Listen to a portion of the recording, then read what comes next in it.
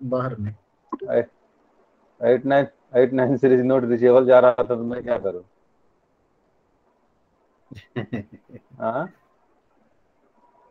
नहीं सर, ये बताइए इसमें मेरी क्या नेटवर्क गलती? अंदर में मतलब खराब खराब है नेटवर्क अंदर में।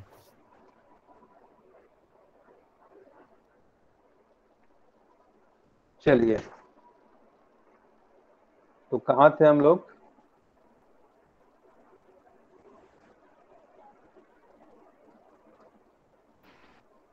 किसान आंदोलन। ट्राइबल मूवमेंट पे। तो ट्राइबल मूवमेंट का क्वेश्चन, अच्छा आंसर किस किसने लिखा आज?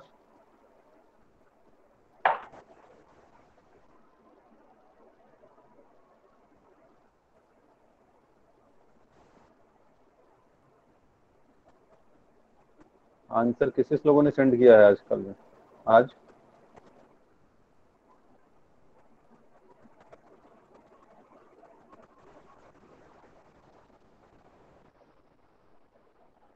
बोलिए।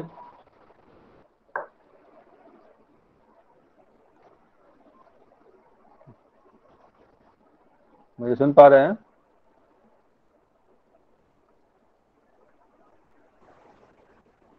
जी सर, आवाज आ जी रही है। सर, आ रही। Yes sir. तो आज आंसर किसी ने भी सेंड नहीं किया है?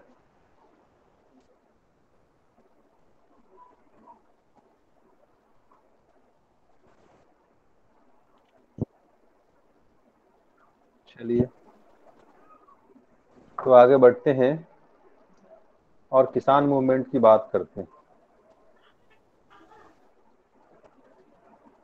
इस किसान मूवमेंट से कौन कौन से टॉपिक्स इंपोर्टेंट हैं?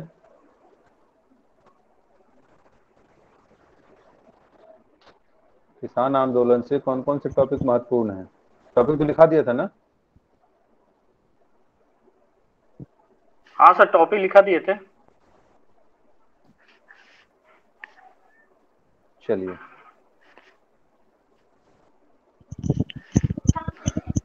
तो बात करते हैं किसान आंदोलन की। सूर्या, कुछ पूछना है? सूर्या।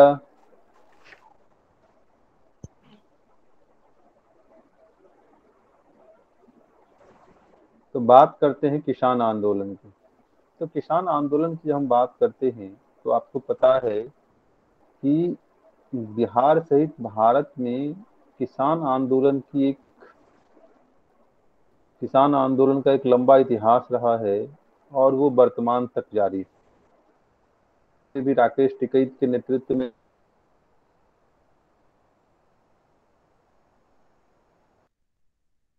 क्या हो रहा है। प्रश्न उठता है, किसान मूवमेंट या आंदोलन की आवश्यकता क्यों पड़ी? तो आपने देखा होगा कि जैसे ही किसानों ने क्या किया, एक मिनट।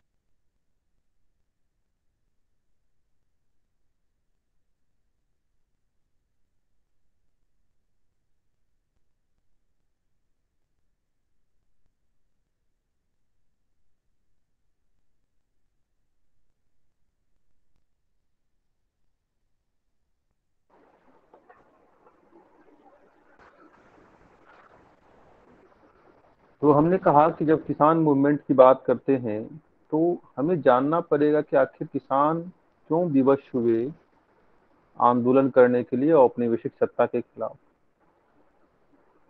तो जब इसके पीछे कारणों की तलाश करते हैं हम लोग, तो सबसे पहली बात आती है कि बिहार जैसे राज्यों की अगर बात करें तो यहाँ की जो 90% आबादी है, और तत्कालीन समय की अगर बात करें तो 95% आबादी जो है उसकी जीविकोपार्जन का स्रोत क्या था? कृषि था। और साथ ही साथ क्या था तो कृषि पद्धतियां क्या थी, बहुत पुरानी थी। यानी कि जीवन निर्वाह कृषि की जो बात करते हैं हम, वो उस पर आश्रित थी। तो यहाँ पर क्या हुआ कि जब औपनिवेशिक सत्ता से पहले जब राजतंत्र था, तो वो लोग जनता के हितों को ध्यान में रखकर क्या करते थे, राजस्व उगाही का काम करते थे, राजस्व लगान वसूलने का काम करते थे। लेकिन जब औपनिवेशिक सत्ता आती है और उनके आय का, चूंकि आपको पता है कि भारत में जो राजस्व का सबसे बड़ा स्रोत क्या रहा है, तो वो कृषि रहा है, भू लगान रहा है।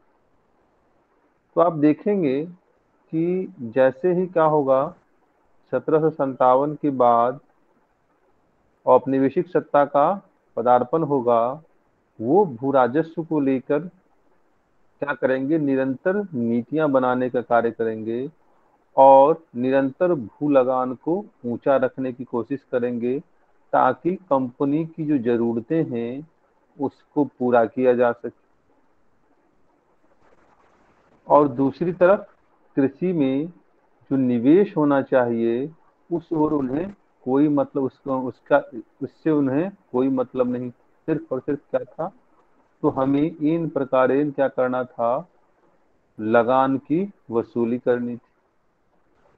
आपने मॉडर्न इंडिया में पढ़ा होगा, जब खेरा मूवमेंट चल रहा था, तो वहां पे क्या कहा गया कि भाई किसान जब क्या है, लगान देने में सक्षम नहीं है, तो उसके घास फूस को बेच कर भी क्या करो, लगान की वसूली करो। यानी कि हमें इन प्रकार क्या करना था, वो लगान की वसूली करनी और राजस्व को एक निश्चित दिशा में बनाए रखना था। तो इसी के परिणाम स्वरूप क्या होगा, अब उसके लिए वो निरंतर नए नए जतन करेंगे और निरंतर किसानों के शोषण की जो प्रवृत्ति होगी वो गंभीर होती चली जाएगी। जैसे कि हम बात करें कि बिहार जैसे राज्यों में क्या किया गया, तो अस्थाई बंदोबस्त की बात की गई और अस्थाई बंदोबस्त के माध्यम से क्या किया गया, तो जो जमीन का मालिक होगा वो जमींदार होगा, रैयत और जो किसान वगैरह है वो क्या होंगे, अब सिर्फ वो उसके स्टेक होल्डर होंगे और उन्हें क्या करना है, उस भूमि का किराया देना है, लगान देना है, और न देने पर उनकी भूमि जब्त कर ली जाती है। तो ऐसी परिस्थिति में क्या हुआ कि जब सरकार ने लगान की वसूली तीव्र कर दी, तेज कर दी, बढ़ा दी और लगान को क्या कर दिया, नगद में कर दिया। और तीसरा काम क्या किया, तो अब कैश क्रॉप की बातें की जाने लगी। कैश क्रॉप का मतलब क्या है कि धान और गेहूं जैसे जो कृषि हैं उस पर ज्यादा बल दिया जाने लगा।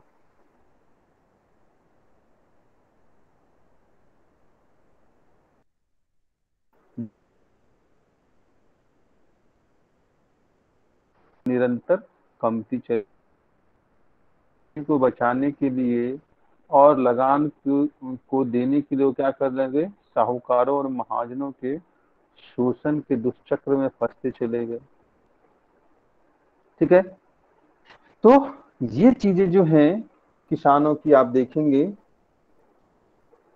उनकी जो वास्तविक स्थिति है उसको बहुत ही पीड़ित और शोषित तबके में कन्वर्ट कर देता है। दूसरी तरफ क्या हुआ, तो जो औपनिवेशिक सत्ता के प्रतिनिधित्व करता थे, जैसे प्रशासन है, जैसे न्यायपालिका है, वो भी क्या करती थी, तो वो किसानों का साथ न देकर शोषक का ही साथ देती थी। जैसे जमींदार है, साहूकार है, महाजन है, वो उनका ही साथ देते थे। परिणाम स्वरूप जो स्थापित प्रक्रिया थी, उनसे भी किसानों का विश्वास निरंतर उठ रहा था। और साथ ही साथ क्या था, तो प्रशासनिक मशीनरी हो या न्यायिक मशीनरी हो, उनके साथ जो वित्तीय स्रोत खर्च था वो भी निरंतर किसानों का बढ़ता जा रहा था। इसके अलावा देखिए, तो हमने कहा कि औपनिवेशिक जो आर्थिक नीतियां थी, औपनिवेशिक आर्थिक नीतियां कहने का मतलब यह है कि इसने क्या किया, ब्रिटिश उद्योग को प्रोत्साहित करने के लिए जो भारतीय उद्योग हैं, परंपरागत उद्योग हैं, कुटीर उद्योग, हस्तशिल्प उद्योग हैं, उसको क्या कर दिया, तहस नहस कर दिया, उसको जो है पतन की ओर भेजने का कार्य किया। परिणाम स्वरूप क्या होगा, तो इस उद्योग से, इस व्यवसाय से और इस व्यवस्था पर जो निर्भर लोग होंगे, उनके जीविकापार्जन के लिए उनकी जो आय के स्रोत है वो भी अब क्या होंगे, छिन जाएंगे। परिणाम स्वरूप वे भी क्या करेंगे, अब तो शहर से गांव की ओर पलायित होंगे, कृषि और कार्य करेंगे। पलायित होने के बाद जो है कृषि कार्य करेंगे। कृषि पर उनका दबाव जो है वो बढ़ता चला जाएगा। यानी कि वो अब एक मजदूर के रूप में, एक तो पहले से ही कृषि क्या था, घाटे का सौदा था, और अब क्या होगा, तो जब ये वापस जाएंगे तो कृषि पर दबाव और बढ़ता चला जाएगा। ठीक है।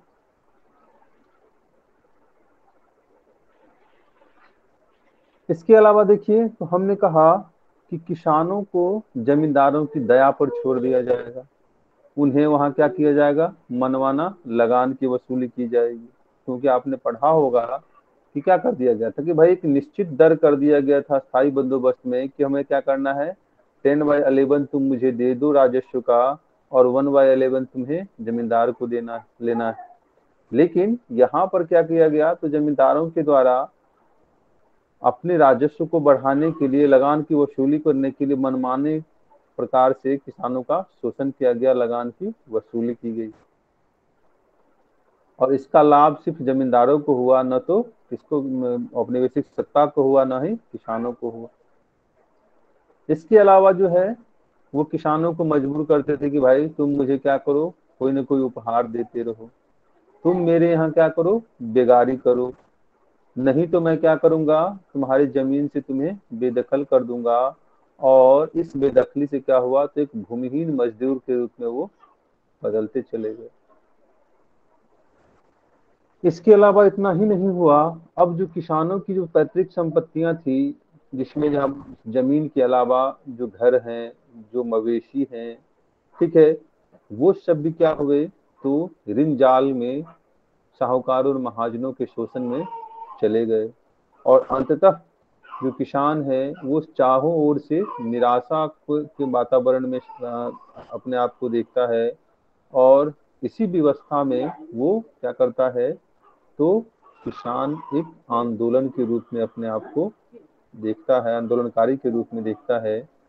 और जब बात करते हैं 19वीं सदी की, तो 19वीं सदी में जो आंदोलन हुए, उसमें आप चंपारण से इसकी शुरुआत कर सकते हैं, 19वीं सदी की। और जब 19वीं सदी की बात करते हैं, तो आप नील विद्रोह से देखते हैं। बात स्पष्ट हुई?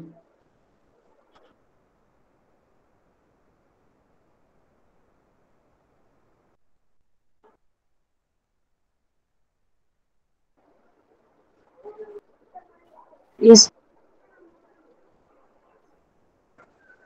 कोई कंफ्यूजन तो नहीं है किन्हीं को?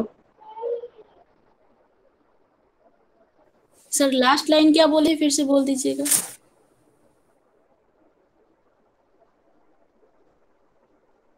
लास्ट टाइम हम कुछ बोले थे, मुझे खुद भी याद नहीं है।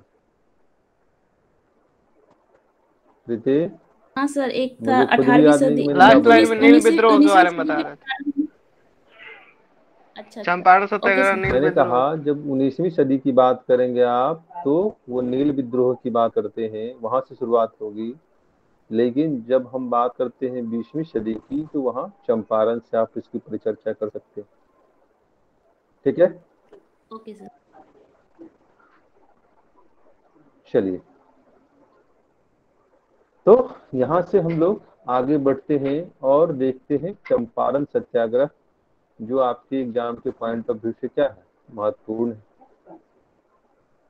और जब चंपारण सत्याग्रह की बात करते हैं, तो प्रश्न उठता है, कहानी तो पता है ना आप लोगों को चंपारण सत्याग्रह की?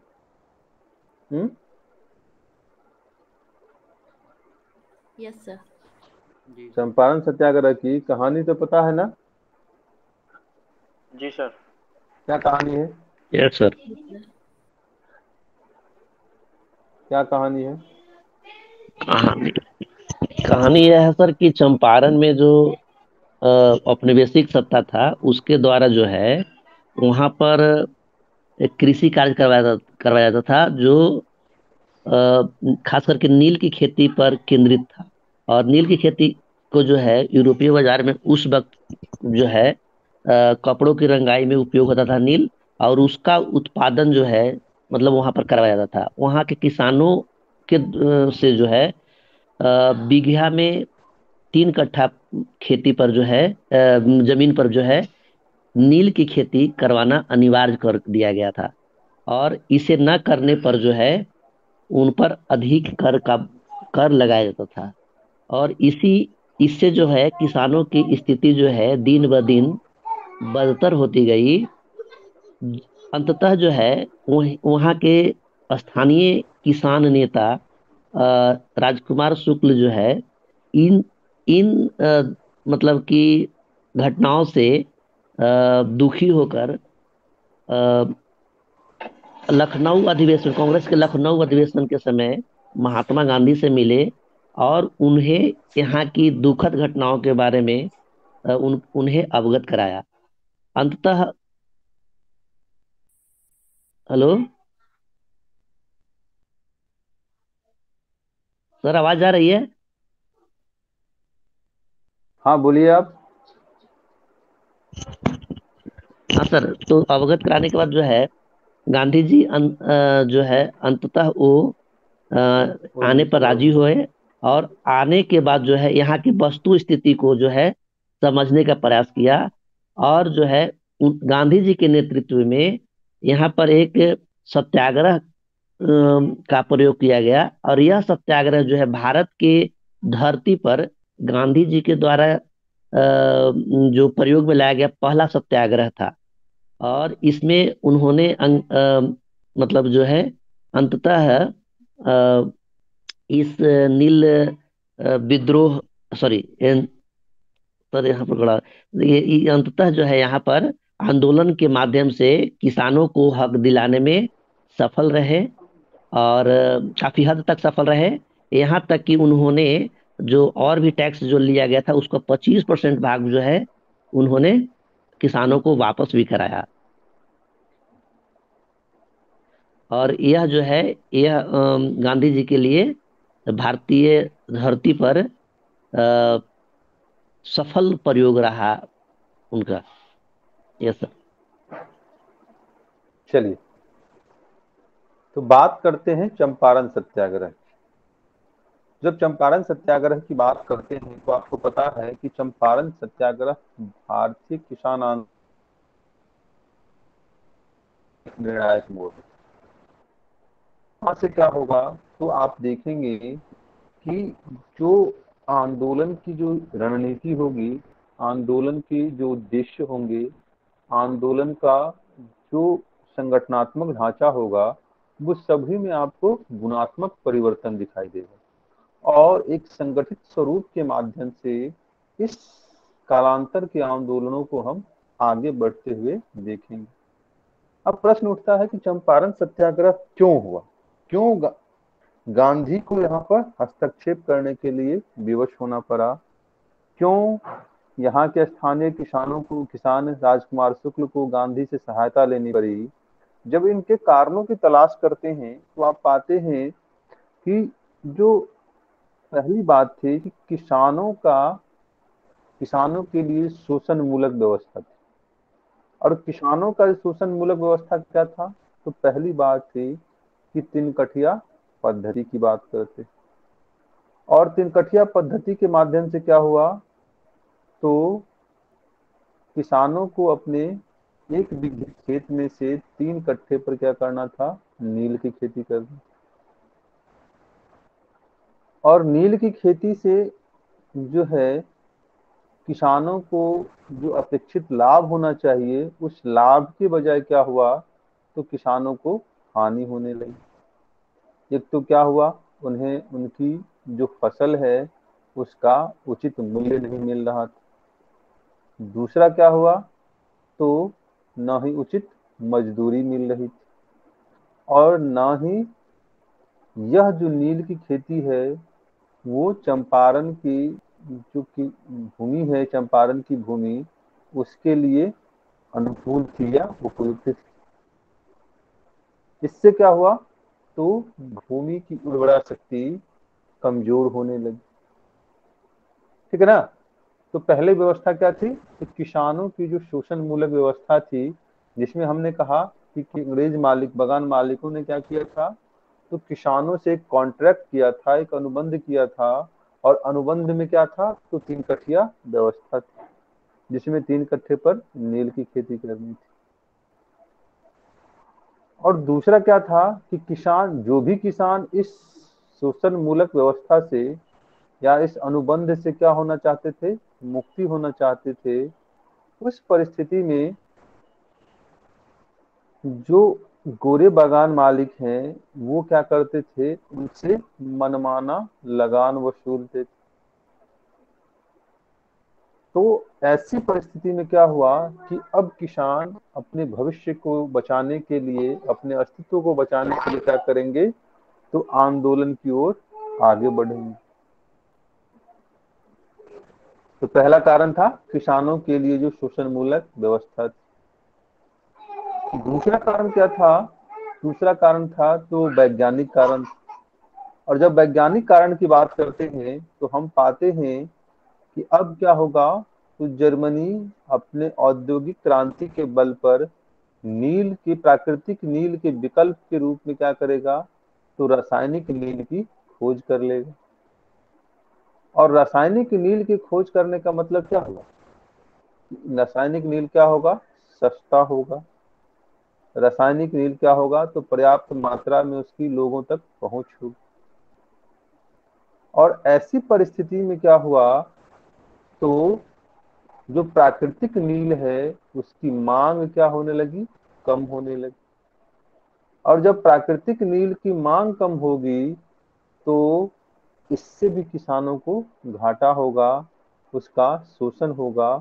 क्यों, क्योंकि अब बागान मालिक क्या करेंगे, उन्हें और भी कम लाभ देने की कोशिश करेंगे, और भी कम उसको मजदूरी देने की कोशिश करेंगे। ये तो हुआ सर वैज्ञानिक यहाँ कारण। पर दूसरे इसके अलावा व्यापारिक फसल की भी और खेती करवाएंगे क्या सर? दूसरे व्यापारिक दूसरे व्यापारिक फसल फसल की क्यों खेती करवाएंगे, करवाएंगे क्या? जैसे मैंने उसके लिए प्रेरित करेंगे या दवा बनाएंगे, ऐसा कहीं लिखा हुआ था, इसलिए बोल रहा हूँ सर कि जब वहां कम हुआ तो उस ठीक है, वही हमें किसान को बात ना दूसरे व्यापारिक फसल में इन्वॉल्व करना। जी।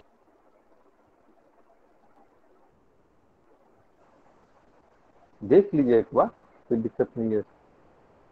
इसके अलावा देखिए, तो हमने कहा कि जब किसान क्या करेंगे, अपने शोषण व्यवस्था से मुक्ति पाने की कोशिश करेंगे, और मुक्ति पाने के क्रम में जो स्थापित प्रक्रिया है, जिसमें प्रशासन है, पुलिस है, न्याय व्यवस्था है, उसकी जब शरण में जाएंगे तो वहां भी उन्हें क्या होगा, निराशा हाथ लगेगी।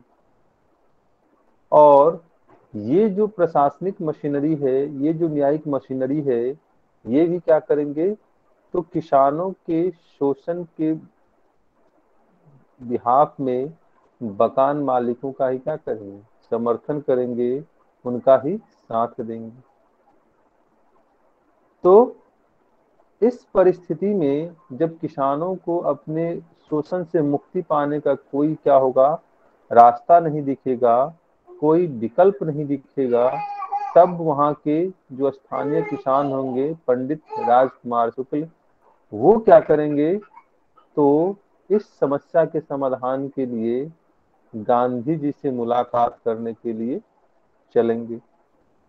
और आपको पता है कि 1916 में क्या हुआ, तो कांग्रेस का लखनऊ अधिवेशन हो रहा था, और इसी लखनऊ में जो है पंडित राजकुमार शुक्ल किसान से गांधी जी से मिलेंगे, और उन्हें किसानों की जो वस्तुस्थिति है उनसे अवगत कराकर इससे मुक्ति के लिए उन्हें चंपारण आने की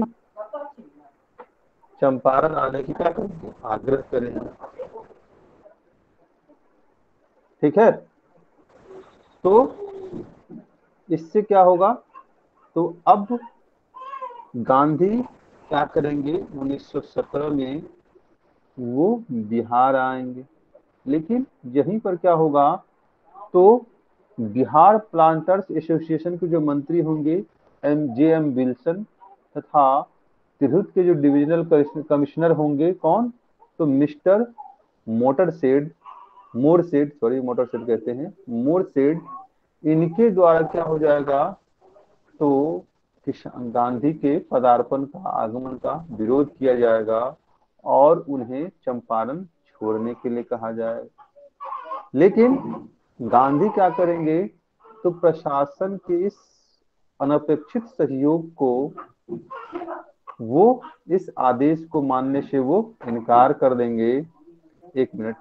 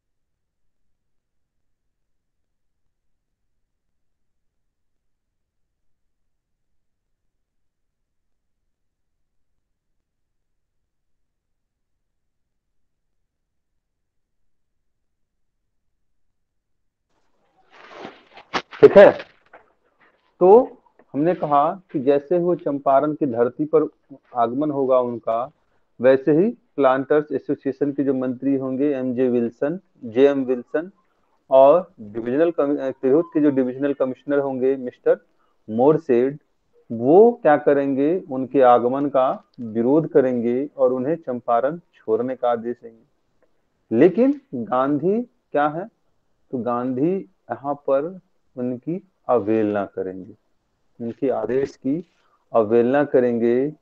और यह जो परिघटना थी, भारतीय राष्ट्रीय आंदोलन का एक क्या था, परिवर्तन बिंदु था। क्यों, क्योंकि इससे पूर्व की जब बात करते हैं आंदोलन की, या नेताओं के यात्रा वगैरह की जब बात करते हैं, तो वहां पर प्रशासन जैसे क्या कहता था, उन्हें कहता था, तो वो लोग क्या करते थे, आंदोलन को वापस ले लेते थे या अपने कार्यक्रम को स्थगित करते थे। लेकिन गांधी ने क्या कहा कि भाई मैं चंपारण जाऊंगा, और चंपारण जाने के क्रम में आपको जो भी करना है आप वो करने के लिए स्वतंत्र हैं, मुझे गिरफ्तार करने के लिए भी आप स्वतंत्र हैं, लेकिन मैं चंपारण जाने से पीछे नहीं हटूंगा। तो सरकारी आदेश की अवहेलना करना भारतीय राष्ट्रीय आंदोलन में क्या था, एक निर्णायक मोड़ था, एक परिवर्तनकारी घटना थी। इससे क्या हुआ, तो सरकार को अब पीछे हटना पड़ता है, और जब सरकार पीछे हटती है तो कहीं न कहीं जो राष्ट्रीय नायक थे, जो स्वतंत्रता सेनानी थे, उसके मनोबल में आप देखेंगे कि गुणात्मक परिवर्तन दिखाई देगा, गुणात्मक वृद्धि दिखाई देगी, और वो अब जोश खरोशों के साथ विभिन्न आंदोलनों में क्या करेंगे, औपनिवेशिक सत्ता के शोषण मूलक व्यवस्था को चुनौती देंगे, और इसके लिए वो जेल जाने से भी पीछे नहीं हटेंगे, लाठियां खाने से भी पीछे नहीं हटेंगे, और गोली खाने से भी पीछे नहीं हटेंगे। तो जब प्रशासन पीछे हटेगा, तब अंततः गांधी क्या करेंगे, तो अपने जो सहयोगी हैं ब्रजकिशोर प्रसाद, राजेंद्र प्रसाद, डॉक्टर अनुग्रह नारायण सिंह, आचार्य कृपलानी, नरहरि पारिख जैसे जो स्थानीय नायक थे, जो बिहार के नेता थे, नायक थे, उनके साथ वो किसान क्षेत्र, चंपारण क्षेत्र का भ्रमण करेंगे और भ्रमण करने के पश्चात वो किसानों की समस्या को जानने की कोशिश करेंगे।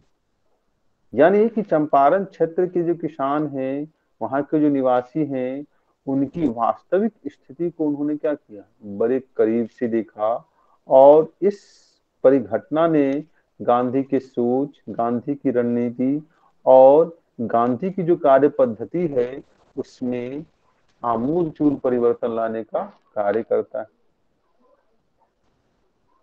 तो अब क्या करेंगे, गांधी जी किसानों की समस्या को लेकर जान के प्रत्येक घर से क्या करेंगे, मुआयना करेंगे और फिर एक रिपोर्ट तैयार करेंगे। और इसी के परिणाम स्वरूप क्या होगा, तो चंपारण क्षेत्र में जो किसानों के मध्य जो स्थिति बन रही थी, इस स्थिति को बिगड़ने से बचाने के लिए जो बिहार का लेफ्टिनेंट गवर्नर होगा एडवर्ड गेटे, वो क्या करेगा, तो हस्तक्षेप करेगा।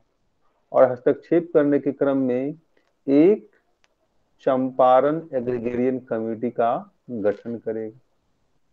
और यह चंपारण एग्रीगेरियन कमेटी जो है वो किसके नेतृत्व में होगा, तो FG सलाई के नेतृत्व में। और गांधी भी क्या होंगे, इसके सदस्य होंगे। और यह कमेटी किसानों की समस्याओं को देखेगी, समझेगी, जानेगी और यह बात करेगी कि हाँ, यह जो मांग है किसानों की वो जायज है, यह शोषण मूलक व्यवस्था का क्या होना चाहिए, अंत होना चाहिए।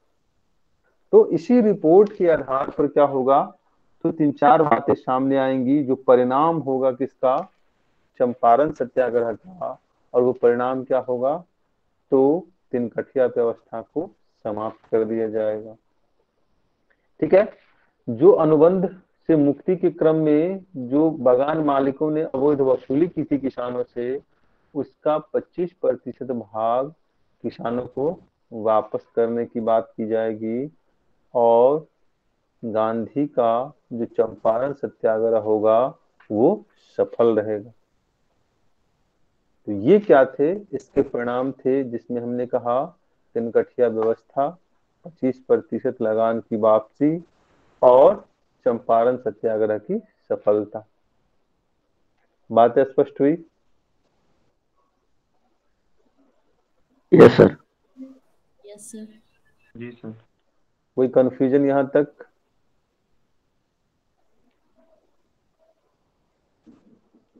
कोई कंफ्यूजन है यहाँ तक?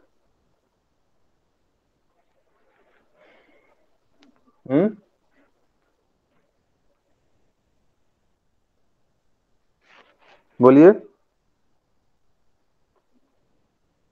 समझ में आया सर।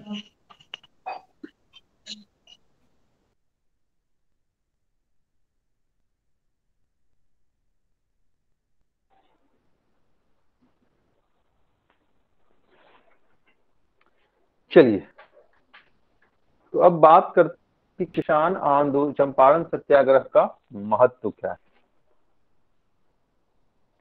जब चंपारण सत्याग्रह के महत्व की बात करते हैं तो आपको इसे किसान आंदोलन की दृष्टि से इसके महत्व को देखना होगा और राष्ट्रीय आंदोलन की दृष्टि से इसके महत्व को देखना होगा। जब किसान के हितों की दृष्टि से देखें, किसान के आंदोलन के हितों की दृष्टि से देखें, तो यहाँ पे क्या होगा, चंपारण सत्याग्रह ही वो आंदोलन होगा जो औपनिवेशिक सत्ता को और अखिल भारतीय कांग्रेस को क्या करेगा, किसानों की समस्याओं के से रूबरू कराएगा, उसके शोषण मूलक व्यवस्था से रूबरू कराएगा।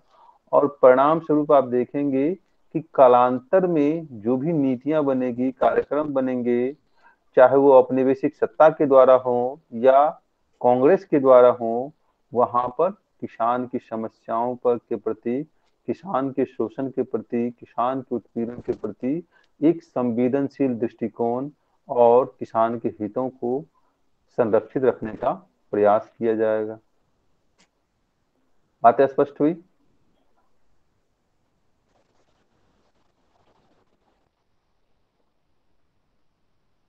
जी सर।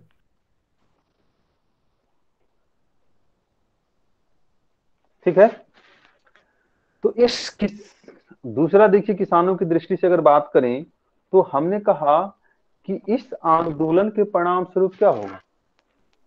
इस आंदोलन के परिणाम स्वरूप, चंपारण सत्याग्रह के परिणाम स्वरूप, उसके सफलता के परिणाम स्वरूप जो बिहार सहित भारत के जो अन्य किसान, शोषित पीड़ित किसान हैं, वो भी क्या करेंगे, तो एक नई ऊर्जा का संचार होगा उनमें, और वो भी अपनी शोषण मूलक व्यवस्था से, अपने उत्पीड़न नारकीय जीवन से, उत्पीड़ित नारकीय जीवन से मुक्ति के लिए क्या करेंगे, प्रयास करेंगे। और इसी क्रम में किसान आंदोलन का एक सिलसिला शुरू हो जाएगा, जिसकी शुरुआत आप दरभंगा महाराज से के विरुद्ध देखेंगे कि दरभंगा में किसान आंदोलन जो है वो शुरू हो जाएगा, मोपला विद्रोह शुरू होगा, खेरा विद्रोह शुरू होगा। यानी कि खेरा आंदोलन है, मोपला विद्रोह है, और कालांतर में जो अवध किसान आंदोलन वगैरह हैं, इसकी एक क्या है, एक निरंतरता देखते हैं आंदोलन में, कि अब किसान किसी भी तरीके से क्या है, अपने शोषण मूलक व्यवस्था से मुक्ति पाना चाहता है, और इसको लेकर जो भी संभव उपाय हैं वो करने के लिए क्या है, वो पीछे नहीं हटने वाला है। ठीक है।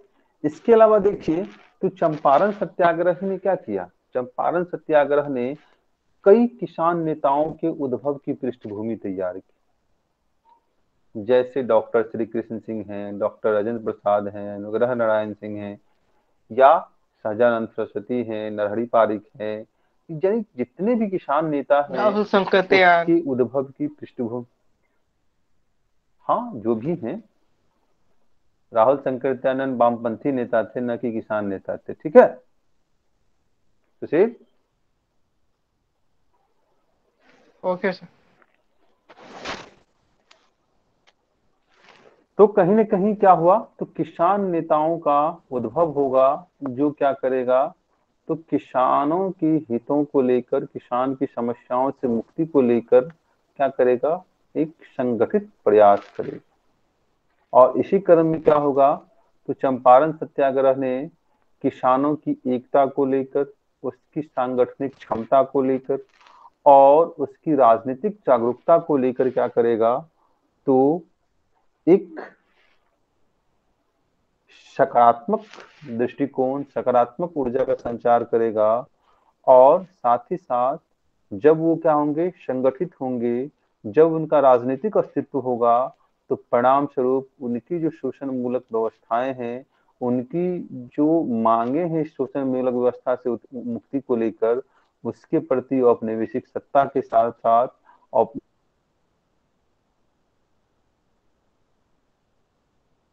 जो वो भी क्या में उन्हें शामिल करने की कोशिश करें। बात स्पष्ट हुई?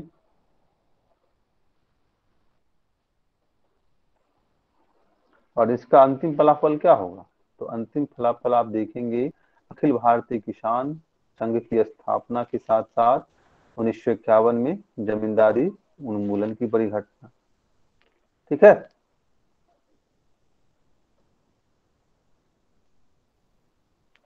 बातें स्पष्ट हो गई, किसानों के दृष्टिकोण से क्या महत्व है इस राष्ट्रीय चंपारण सत्याग्रह का? Yes sir. इस दृष्टिकोण से कभी पढ़े थे?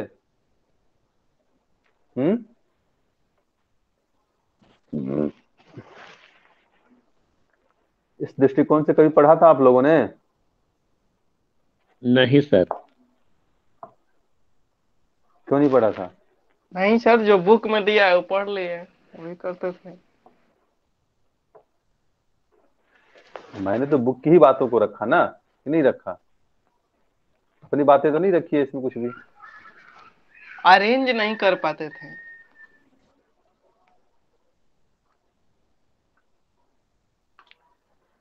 चलिए अब बात करते हैं कि राष्ट्रीय आंदोलन की दृष्टि से क्या महत्व। तो जब राष्ट्रीय आंदोलन की दृष्टि से महत्व की बात करते हैं तो चंपारण सत्याग्रह ही वो आधार स्तंभ है जहां से भारत को क्या होगा, एक गांधी के रूप में जननेता, गांधी के रूप में राष्ट्रीय नायक, गांधी के रूप में क्या होगा, तो एक क्रांतिकारी व्यक्तित्व मिलेगा। ठीक है,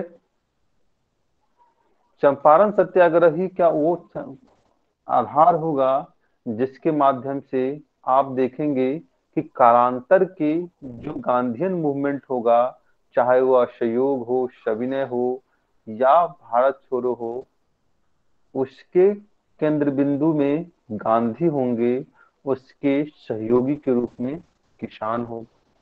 यानी कि एक बड़ा समर्थक वर्ग क्या होगा, तैयार होगा, जो राष्ट्रीय आंदोलन में अपनी भूमिका को क्या करेगा, सुनिश्चित करेगा।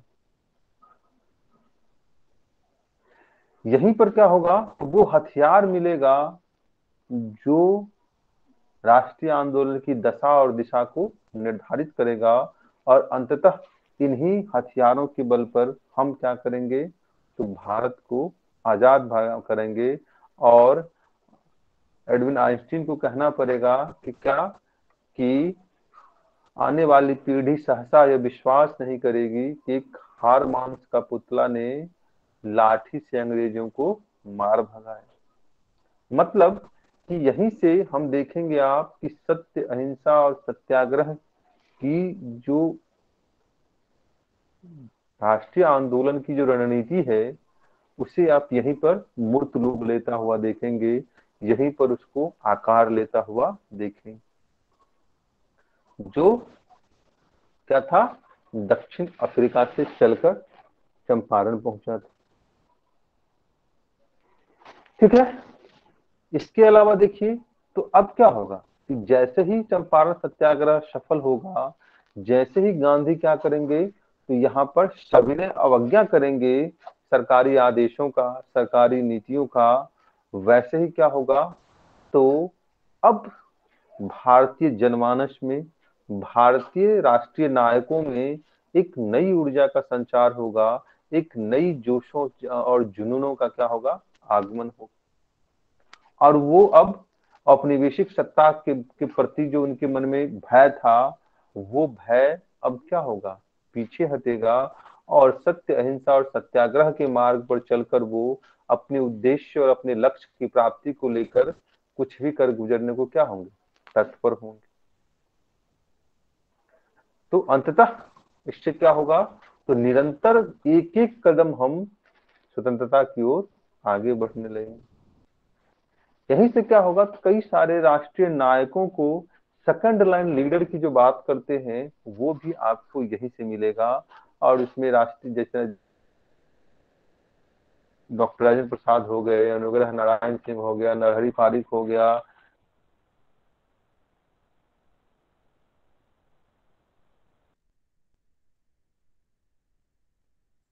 ठीक है, अन्य जितने भी हैं आचार्य रही, इस आंदोलन को पूरे भारत, अखिल भारतीय स्वरूप देने में जो इनकी भूमिका रही, बिहार में जो आंदोलन की तीव्रता और प्रसार में इनकी भूमिका रही, वो चीजें आप यहीं से देख सकते हैं कि सेकंड लाइन लीडर की जो लंबी पंक्ति है, उसको भी बनाने में चंपारण सत्याग्रह की भूमिका महत्वपूर्ण।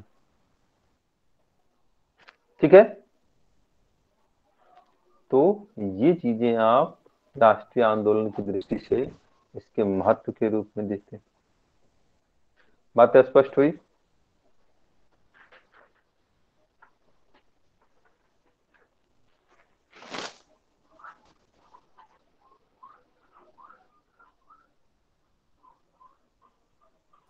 जी सर। बात स्पष्ट हुई आप लोगों को? कुछ नया लगा?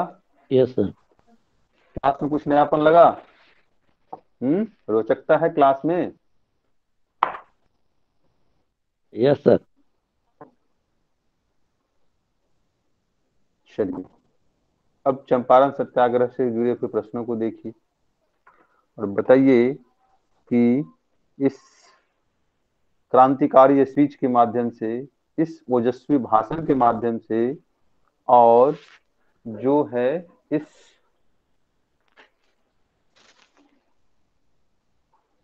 जोशो जुनून के माध्यम से आप क्या कर सकते हैं, तो बीपीएससी के द्वारा पूछे गए प्रश्नों का उत्तर दे सकते हैं।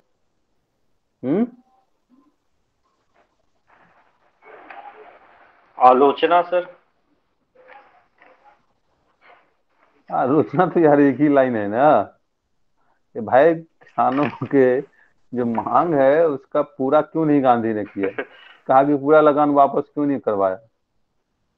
आलोचना तो एक ही चीज है।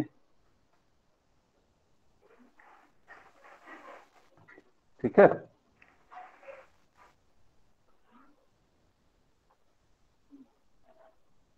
लेकिन गांधी क्या है, तो चूहों की रणनीति पे क्या करते थे, काम करते थे कि भाई पहले जितना मिल रहा है उसको हमें क्या करना है, ले लेना है, और फिर हमें नए सिरे से अपनी मांग को क्या करना है, पुनः रखना है।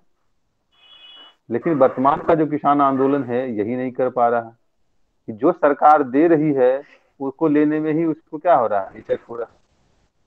जो सरकार उसकी बातें मान रही है जितनी, उतने लेके पहले क्या होता, पीछे हट जाता बेचारा, और फिर नए सिरे से एक आंदोलन खड़ा करता कि और कुछ बातों को मनवा लेता वहां से। तो ये चीजें करने के लिए तैयार नहीं है। और यहाँ पर क्या है, राकेश टिकैत भी अपने ईगो को लेकर खड़े हैं और सरकार भी अपने ईगो को लेकर खड़ी, क्योंकि सरकार तो बहुमत में है, तो उसको कोई क्या 24 तक तो कोई छू भी नहीं सकता। करंट को भी सर जोड़ सकते हैं ना, एक कृषि बताइए अधिनियम जो अभी हाल फिलहाल वाला है।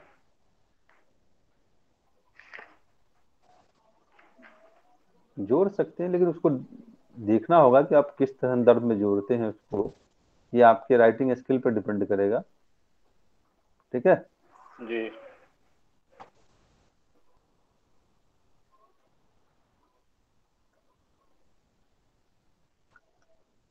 इसके अलावा आप ये भी लिख सकते हैं कि औपनिवेशिक सत्ता के दृष्टिकोण से भी इसका महत्व है कि अब क्या होगा, तो औपनिवेशिक सत्ता भी किसान की शोषण, किसान की समस्याओं के प्रति क्या होगी, संवेदनशील होगी, और वो अब क्या करेगी, तो भू लगान के तार्किकरण की बात करेगी।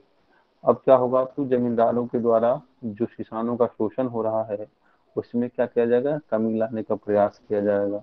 ये सब चीजें आप दे सकते हैं कि ताकि किसानों के रूप में जो एक नया आंदोलनकारी वर्ग तैयार हो रहा है उसको हम क्या करें, उसको हम थोड़ा सा न्यूट्रलाइज कर सकें, उसको थोड़ा सा क्या कर सकें, तो सीमित कर सकें।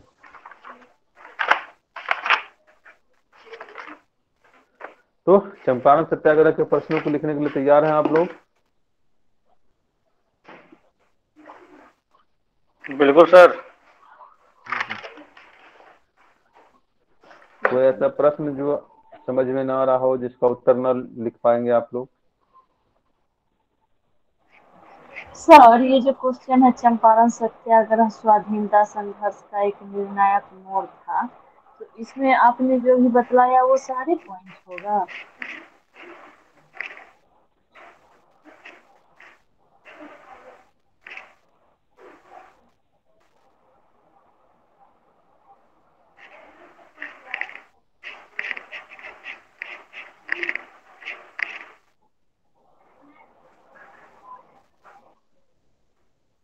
क्या पूछ रहे दीपाली आप?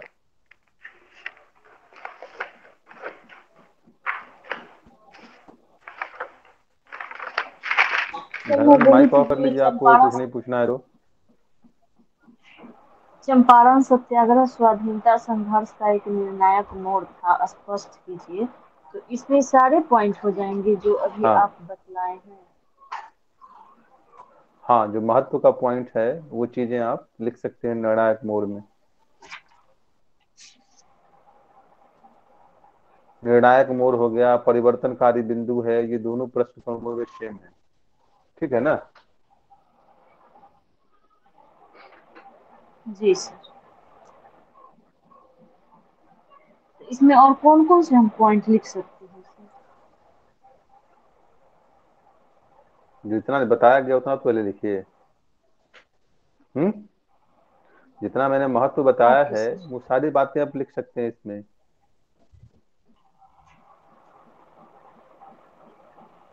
इसका कारण वगैरह तो नहीं लिखना होगा ना सर, सिर्फ ये महत्व ही लिखाएगा ना।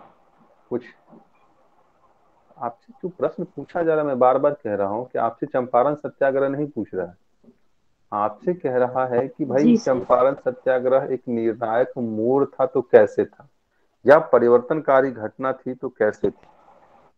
तो बस आपको इस पे बताना है, थोड़ा सा आप पृष्ठभूमि में ले सकते हैं कि भाई चंपारण सत्याग्रह क्यों शुरू हुआ, बस उसको थोड़ा सा 50 शब्दों में लिखने की कोशिश करेंगे।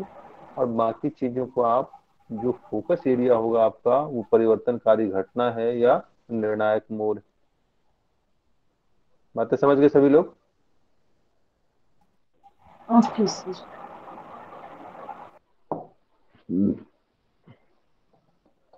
ये थोड़ा सा चंपारण सत्याग्रह के बारे में बताना हो ना, लेकिन वो संक्षेप में बताएंगे, ठीक है ना। जी सर। जी सर।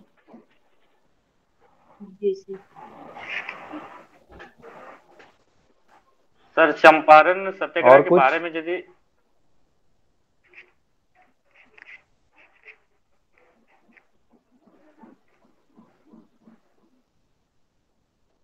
बताइए। सर चंपारण सत्याग्रह के बारे में वही बोल रहे थे कि यदि मेंस में सर लिखेंगे तो हमको लगता है 2-2.5 पन्ना में सर पूरा हो जाएगा ये तो, पॉइंट क्यों वाइज यदि दो ढाई लिखेंगे बनने में तो। पूरा हो जाएगा? तो थोड़ा सर सा उसको पॉइंट वाइज एलोबरेट यदि लिखेंगे कीजिएगा ना तो ज्यादा धर्मेंद्र, वही तो मैं कह रहा हूँ, जी। थोड़ा सा उसको एलोबरेट तो कीजिएगा ना। ये तो आपकी राइटिंग हाँ, स्किल तो पे फिर डिपेंड सर करता है ना कि कितना एलोबरेट कर सकते हैं आपको।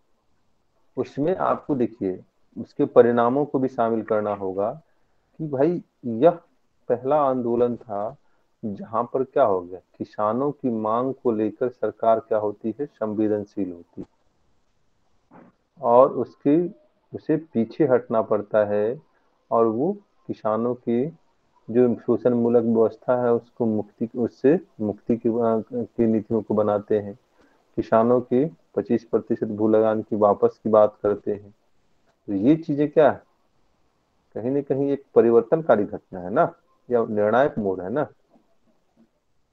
इसके अलावा जो महत्व है वो चीजें भी आप उसमें लिख सकते हैं। तो ये तो आपके, मैंने कहा ना कि आपकी क्षमता पर डिपेंड करता है कि आप इसको, तो मैं 10 पेज में लिख सका।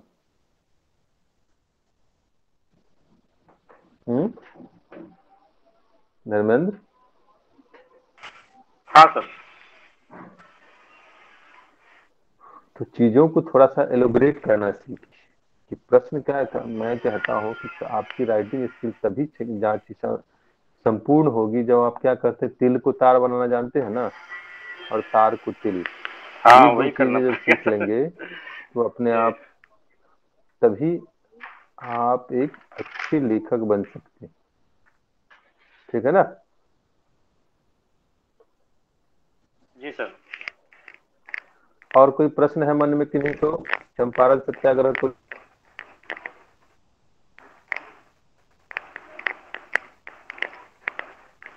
लेकर आपके मन में कोई प्रश्न, कोई विचार, कोई भाव?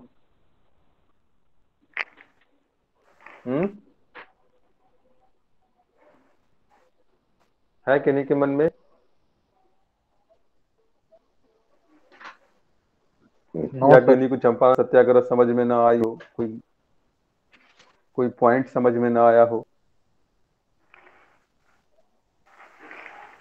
या क्लास में मजा ना आया हो, तो वो भी बता सकते हैं कि सर क्लास में आज मजा नहीं आया।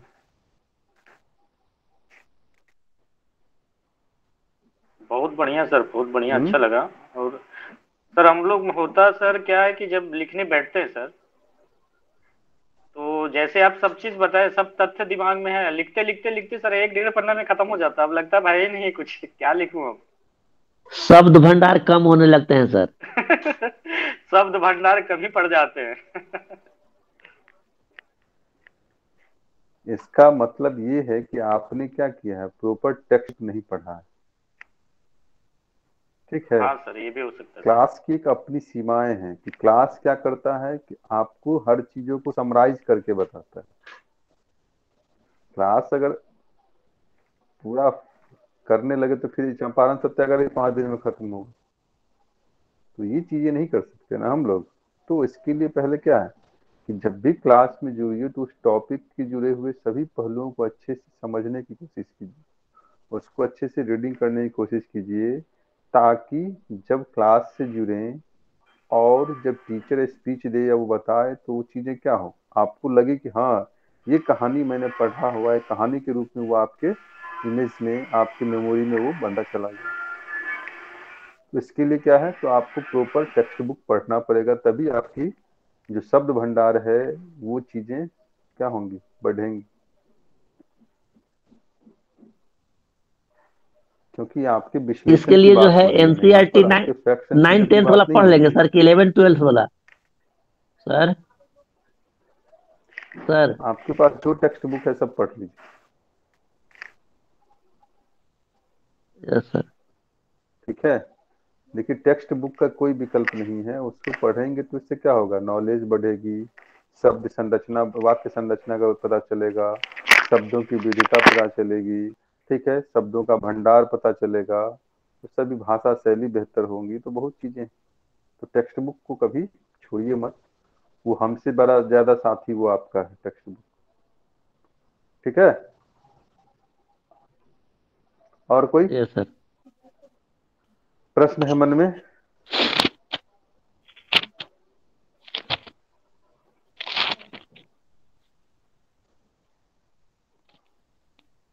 तो चंपारण सत्याग्रह समझ में आ गई सभी को, सभी पहलू अच्छे से स्पष्ट हो गए? बताइए।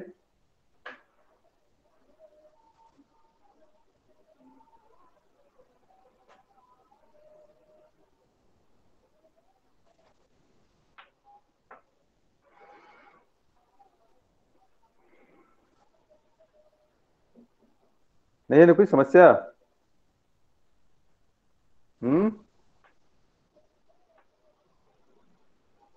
चलिए फिर, ओके, गुड नाइट। अभी तक तो नहीं है। अच्छा, भविष्य में होने गुड नाइट वाली है। सर। गुड नाइट तो सर। फिर गुड नाइट सर।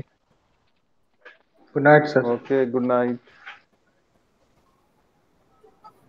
प्रणाम सर। नाम सर।